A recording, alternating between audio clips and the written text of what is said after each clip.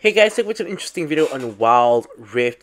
So they're back with an updated complete guide for Kai'Sa. So now, honestly, the so-called new build and runes are basically something I already covered in the supplementary guide. But the reason why I'm calling this an updated complete guide is really because a complete guide is supposed to be what I feel their main build should be. And now I feel that the one I covered in the previous complete guide is no longer the case. Now, the reason why the default build for Kai'Sa changed is because, as you guys know, Kai'Sa rushes her Q evolution, and with the nerf on Moral Reminder, you can no longer get the Q evolve going the BF Sword Moral Reminder and Longsword way. So because of that, you now have your 3 AD short of getting your Q evolve. So it's not really the best way to build Kai'Sa anymore. But we're gonna get into what Kai'Sa's build supposed to be. So anyways, I feel Kai'Sa is still one of, if not the best ADC. Now personally, I still think she probably is the best ADC, but I think Jinx, especially now in Lethal Tempo, is very close behind, may even be in front. We'll have to see when I eventually make the tier list. And I have been testing Lethal Tempo on a lot of other champions as well, so a lot of supplementary guides or updated complete guides will be out for all the ADCs in the future. So anyways, as usual for all my updated complete guides, you can refer to the original complete guide for the skills and leveling order so as to not waste time in this one. So we're gonna jump straight into the build. So now this is the double BF Sword Kai'Sa build that I covered recently in my supplementary guide, but this will now be the new default build. So basically this build is a lot more simple to explain because basically you start off with double BF Sword. This gives you 80 AD. You need 70 AD to get your Q evolve. So this will allow you to get your Q evolve after getting 3k gold. So your first BF Sword is going to build into stormraizer, and your second BF Sword is going to build into Infinity Edge. So it's quite simple. So normally what you go for is, after you go for the 2 BF Swords and the evolve, you generally get your boots after that, so you get some mobility. And then you move on to the final build, which is going to be this. So you'll get yourself the stormraizer, then you go for an Infinity Edge. And the reason why I chose to go for an Infinity Edge before Rune's Hurricane is because you already have 2 BF Swords. So it's a lot more efficient to build into Infinity Edge to complete your, to use your second BF Sword to complete the Infinity Edge. So this will give you 2 completed items instead of having like Stormraizer, BF Sword, then Rune's Hurricane. But situationally, you can still go for Rune's Hurricane earlier if, for example, number 1, they have a lot of tanks and just having like the Rune's Hurricane spread damage to trigger a passive is more important. Or if you're just the kind of player who prefers to have your E-Evolve earlier. Personally, I am the kind of player who likes to go for E-Evolve early, but I just think it's too inefficient of a build to just go for Rune's Hurricane before IE. So I now do go for IE first and then go for Rune's Hurricane after that. So that's your like core 3 items. Then you have your boots. So boots, of course, you can go for any of the defensive boots, the Merc Treads or the Plated Steel Caps, but the Gluttonous Greaves are also very viable because you don't really have any lifesteal item. The only one you have is going to be the Hunter Vampirism on your rune, so you can go for the Gluttonous Greaves as well. Then you still go for a Moral Reminder because Sorella's Grudge is just not very useful on Kai'Sa, so you still go for the Moral Reminder, which, you know, got the 5 AD buff 2 patches ago, gives you the Armor Pen, gives you the Grievous Wounds, and if you need it, you can also rush the Moral Reminder somewhere earlier on in the build. Not before you get the 2 BF Swords, but anytime after you get the 2 BF Swords, you can go for Moral Reminder if you need it to cut healing on the enemy team. And finally, you close it up with a GA. Now, of course, GA is going to be a really useful item for the revive mainly, because as I always like to say, you can't rely on your team or your support in solo queue, so you gotta get that revive for yourself. Now, for your last item option, if you don't actually want to take GA, or if your GA is down, you actually have a lot of other options. Now, of course, you can go for another crit item. That crit item can even be something like a Bloodthirster. Of course, can be an energized item like a Static Shiv, like a Rapid Fire Cannon. But another option you also have is, of course, the Wit's End. So Wit's End, it doesn't even have to be a last item. It could be like a second item or something if you're into a very heavy AP team. Kai'Sa does really well with the Wit's End. So that is, of course, a solid option as well. And lastly, you have Solar Recharge Blade as a last item option as well, because that will give you 100% crit, and having that Solar Recharge Blade like critical magic damage is going to be very helpful for your damage spread as well, because Kai'Sa does do a decent amount of AP damage from popping her passive as well, so a little bit harder to itemize against you defensively. Now we're going to talk about the runes and the spells. So here we actually have some stuff to discuss about. So for the runes, of course, we still have Conqueror, but now we also have Lethal Tempo, and you will see in the gameplay later that I do take Lethal Tempo. And now, honestly, I feel like this is a personal preference slash a matchup dependent choice. So at the end of the day, Conqueror is still gonna give you more flat damage and more burst. So if you're into a squishy team, Conqueror is definitely going to be a better rune. Like if the enemy team have no tanks, or let's say they only have one, let's say one Darius in the top lane, and the rest of the team are all like squishy, assassins, mages, etc. Conqueror will definitely still be better. However, conversely, if they have like let's say a Darius in the top lane, a Nunu in the jungle, a Galio in the mid lane, for example, like a decently tanky team. Like it doesn't even have to be 3 tanks. It could be like 2 or 3 tanky characters. It's enough to warrant going for like a Lethal Tempo. Now, what Lethal Tempo does is, of course, it gives you attack speed stacking up to 6 times, and when you hit 6 stacks, you get extra 30% attack speed. So overall, a ton of attack speed. And Kai'Sa, of course, does very well with attack speed because she wants to pop her passive. And with the Rune's Hurricane in the build as well, you can pop 3 passives on 3 people. So if they have like a solid front line, like in the example I've given you, maybe you have like a Darius and a Galio standing up in the front. You can hit both of them at the same time, stack up your Lethal Tempo and pop those passives onto them for that huge damage, because of course your passive helps you to shred tanks. So Lethal Tempo is also an option, and it will be what I'll be showing you guys in the gameplay, because of course the Conqueror version of this build I've already covered in my previous supplementary guide, so you can take a look at that if you want to see it with Conqueror. But now we're going to talk about the rest of the runes. So we have Hunter Vampirism, mainly for the lifesteal. Now, I don't think the new runes of Scorch or Giant Slayer is too good on majority of ADCs, because Hunter Vampirism is simply too good for the lifesteal, so you still go for that. Over here, honestly now, the Resolve rune is really quite a free choice, because you can go for Hunter Titan for the Tenacity, which I think majority of matches you will be going for. Bone Plating for anti-burst. You can go for Nullifying or for a stronger laning phase, because its shield is going to come in very handy in the laning phase. Basically, it's just a better version of Adaptive Carapace. And you can even go for Ultimate Shield, because as you guys know, your Ultimate already gives you a shield. This is going to give you an even bigger shield. Personally, I think that getting a bigger shield on your Ultimate is good, but I don't think that it's worth taking over something like Hunter Titan or Bone Plating, so I wouldn't really consider it. Now for the last one, you normally take Hunter Genius, because Kai'Sa does rely quite a lot on her Q and her E, especially even her W, so Hunter Genius is really good for getting your spells up more often. But of course, you also have like Nimbus Cloak as a option as well if you are a Nimbus Cloak enjoyer. So for the spells, of course, as per usual, Flash and Exhaust is the current meta ADC spells. Barrier if you would like to as well. So all that out of the way, we can move on to talking about the gameplay. Alrighty, so here we have the gameplay of Kai'Sa. Now personally, I didn't actually really mention this at the build of the video, but I think that the adjustment to Maul Reminder actually is an indirect nerf to Kai'Sa, because I think that that build path was better, just because having a Maul Reminder early is really good. But anyways, here we're gonna start off level 1. We're gonna do our usual like so-called quote-unquote level 1 cheese of just standing around in this brush. Sometimes I even go into the enemy brush and see if we can do any any damage or force a flash, but not quite in this particular match. So anyways, as I was saying, I actually do think that the previous build of BF Sword, Maul Reminder, and Longsword was better for Kai'Sa, because having an early Maul Reminder really helpful in the lane, especially against an Enchanter support, or just like in general, it's really helpful to have.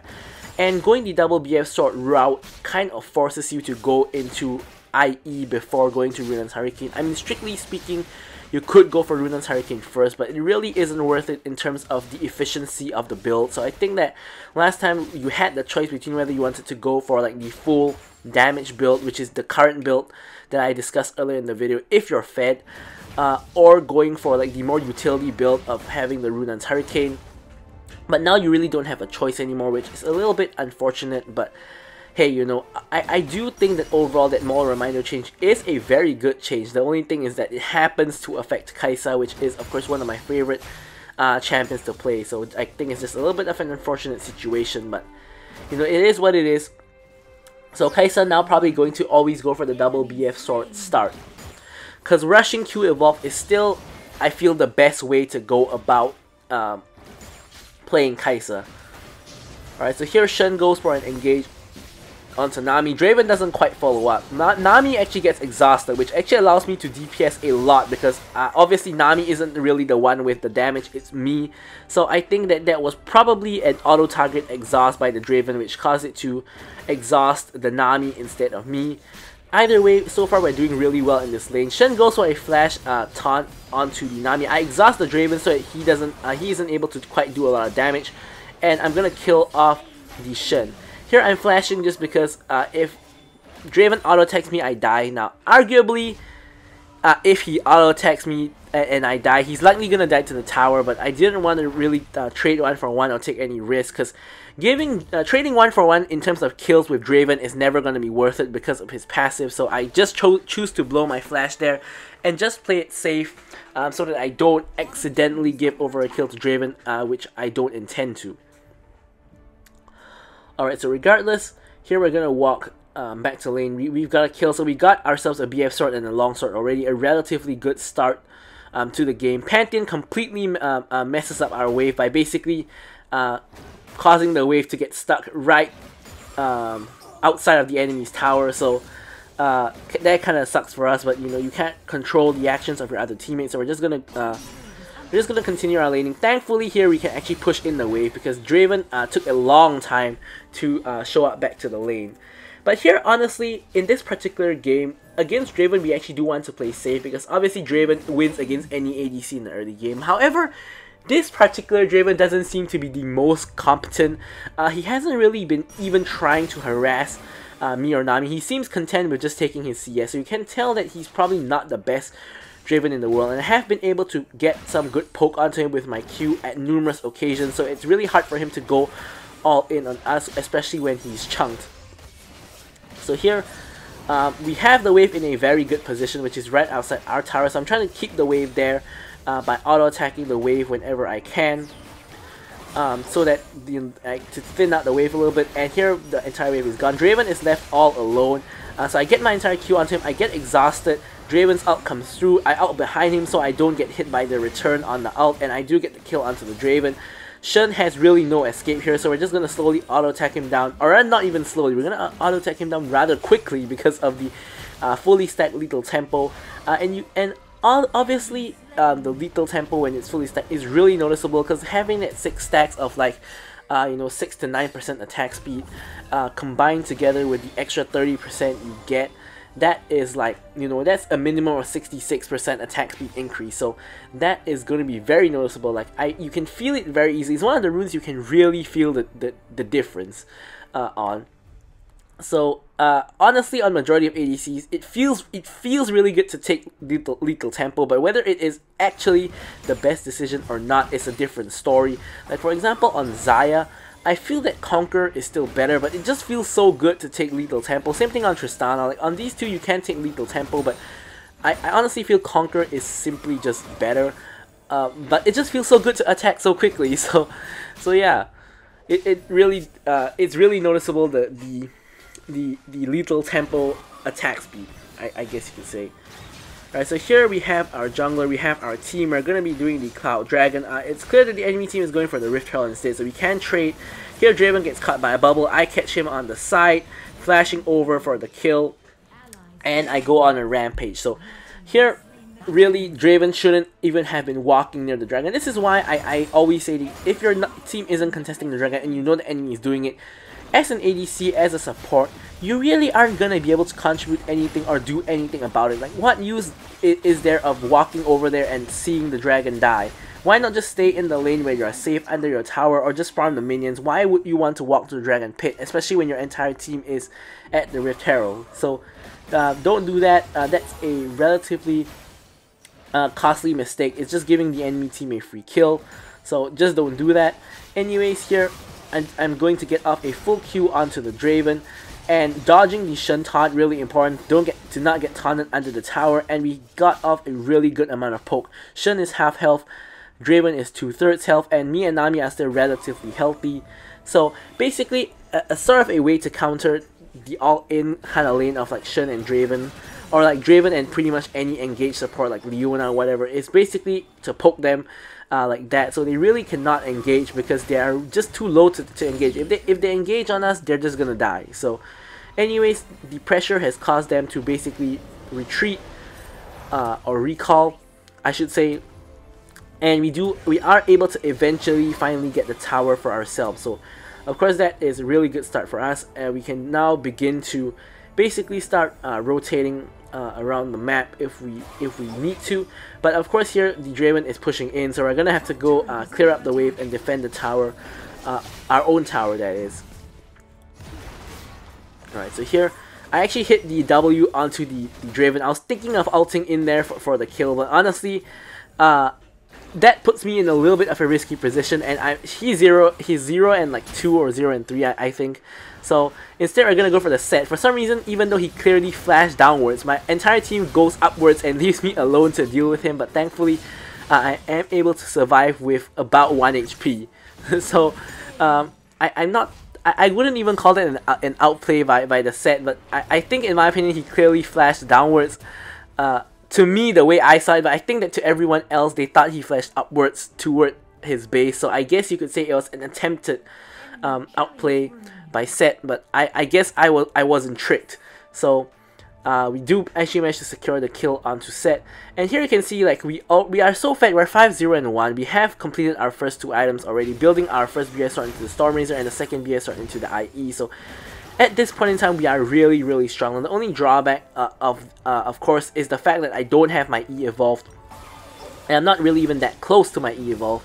So here another skirmish starts breaking out. They see me, and as you guys can see, when they see me, the instant they see me, the fight is, you know, they're starting to retreat, which is of course what they should be doing. So here I easily just burst down the Shen, and same goes with the set, just auto attacking him with my lethal tempo, and he does manage to get up a W and ult to sort of try to retaliate a bit, but he isn't going to be able to kill me, so I will just get the double kill off of the set. So 7-0 and 1.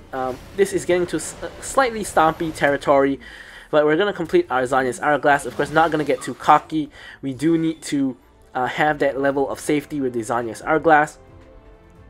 And yeah, so we're going to go for the red buff as well. Obviously, we're so fat, 7-0 and 1, so red buff, a formality at this time.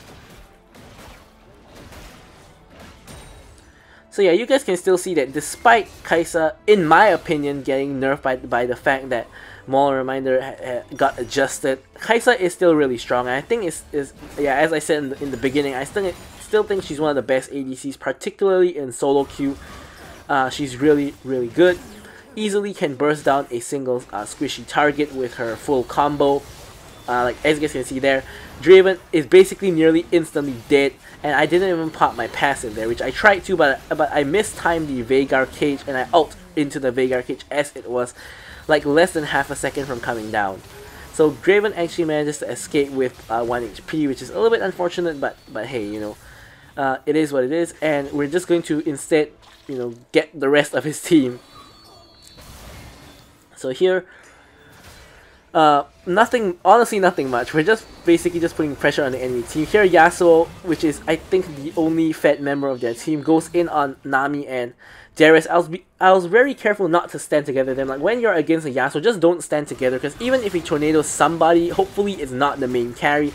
Like here they tornadoed like Yasuo, he tornadoed Darius and Nami, which allowed me to actually just free fire on him, because if you guys didn't realize, when Yasuo ults, he's actually CCing himself when he's CCing the people who he actually ulted. So Basically, I'm just standing at the side, just free firing on the Yasuo while he's ulting my team. So that is sort of the kind of the way to counter Yasuo, semi-counter Yasuo at least. So yeah, so we back here, get ourselves a couple of items, get ourselves the health, and just going to go back to mid to clear out the lane. Now we can see that a couple of them are around this general area, so I'm just gonna poke them with my Q, and nothing too much is gonna come of it because my team doesn't really have anybody to engage. Of course, off the back of that, we also pick up the Rift Herald, and now the dragon is up. So we're going to just simply just do the dragon. At this point in time, I'm so strong that if any enemy even wants to attempt to come into contest, they're just gonna die to me. Here I see Draven over the wall. I'm just attacking Draven. Shen actually comes over the wall, and I'm gonna have to ult to reposition so that I don't get hit by Draven ultimate or anything else. I actually intended to ult a little bit further to the outer part of the pit, but I end up ulting somewhat across the pit, which in the end still works out for my purpose of not getting hit by Draven's ultimate and other sources of damage. But yeah, so here we got Herald and Part recall real quick, and just get ourselves the, I believe we can get the Rune's Hurricane by waiting a couple seconds. There we go, Rune's Hurricane completed. So we got our 3-item power spike, we got our Q evolve, we got our E evolve at last. So as you can see, 12 minutes in the game, E evolve. That is still pretty quick, even though it's the 3rd item. Normally you would get it way sooner, but yeah, so here, just taking red buff again, at the same time taking the Raptors, but we're gonna just kite the Raptors towards the bot lane. I'm not too concerned with taking the large Raptor, although that gives you the most gold and XP, but I'm more concerned with just going to push out the bot lane, because I do want to use my Rift Herald, which will run out pretty soon. So I am trying to get the wave into a position where I can actually use Herald and push, which is not very easy when the enemy team is, of course, just trying to clear out your wave. Either way, I'm gonna summon out the Rift Herald. Yasuo comes in. I flashed because I thought he was gonna tornado, throw his tornado at me right there, but turns out he didn't, and he actually just hit me with the tornado right at the edge eventually, but thankfully I don't actually get ulted. Veigar's Cage really good at zoning me away, and here I'm just going to just finish off the tower real quick. Set tries to run back to his tower, realizes it's dead, and yeah, basically has to run. So here I get trapped in the Veigar Cage again. Really nothing you can do about that. Veigar's Cage is pretty huge. So yeah, so here I'm just going to back off, because we're not really going to get too much else from this exchange. Enemy blue buff is up, so of course on the way out we're just going to take the enemy blue buff for ourselves. And as you guys can see from the mana I have, we do actually consume quite a decent amount of mana. And of course at this point of time, having that, you know, ability haste and ultimate haste is going to be really helpful as well. So we do have double buffs, which red buff actually just expired, so not anymore. But yeah, so the blue buff is going to be really helpful for the mana sustain, as well as, you know, having that haste. So here, I was just trying to casually farm. Turns out the huge fight is happening in the mid lane, so of course, as the Fed member, we always want to join the fight. Yasuo already got off his ult, but he gets exhausted by me, so not too much he can do there. Honestly, here, I saw a pentakill right in front of my eyes. Here, I get the double. I see like 3 more people all at the same area. I was thinking that, oh, this is gonna be a pentakill for me. I finally get the Shen, but Draven runs up through the river and Veigar runs down the lane. So I instantly realized at this point that, oh man, it ain't gonna happen. Even if I get the kill on Veigar here, which he's giving me a lot of trouble with, as he should, it's probably not gonna be a pentakill. My team is still chasing Draven, and neither of us are really getting the kill. So anyways, here I managed to finally chunk out the Veigar. Draven shows up, but even if I kill both of them at this point, this is not gonna be even a quadra. So here, I do manage to finish off the Draven and pop my stasis just in case. Really low, really close fight there. And yeah. So at this point, we're just simply too fed, and we can basically 1v1 or possibly even 1v2 almost basically anybody on their entire team. The only real problem is if we get hit by like CC, then that's going to be an issue. But other than that, it's not. So set 1 HP, I'm just going to ult over. Darius passive ends up getting the kill on the set. No point attacking the Shen when he's in his W, so I'm just going to walk away from the Shen.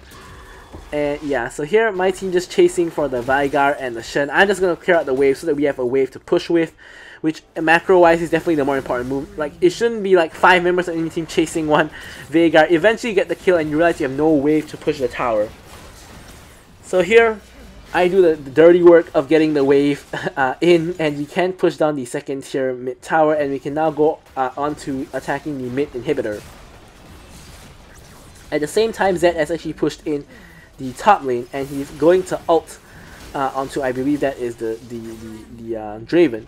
So Draven just dies. We get double inhibs, and I guess we're just kind of trying to force the end here because a lot of enemy members are dead. We burst down the Shen instantly. Only Yasuo and Set are left alive. Yasuo, not long for this world. There he goes, and here in goes Set, and Set dies as well. So here we have the end of the game. You guys can see Kai'Sa is still absolutely insane. Of course, with the lethal tempo build as well. So anyways guys, I'll leave you guys with the stats as usual. Thank you guys for watching the video, and goodbye.